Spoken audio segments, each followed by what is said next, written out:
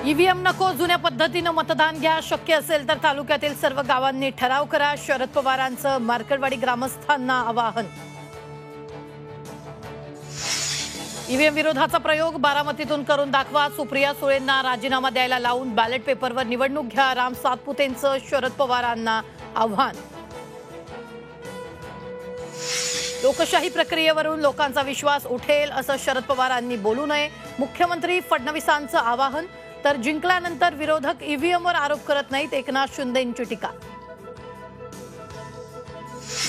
मनसे अध्यक्ष राज ठाकरेंना महायुतीत घेऊन फायदा नाही, आपण असताना राज ठाकरेंची महायुतीला गरज नाही, रामदास आठवलेंचं भाष्य।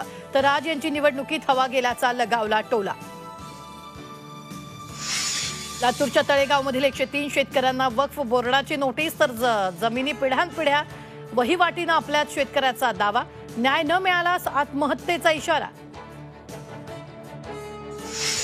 दिल्लीत शेतकरी संघटनांची उद्या बैठक, हरियाणा शंभू बॉर्डरवर शेतकरी संघटनांची बैठकीत मोर्चाविषयी पुढील रणनीती ठरणार।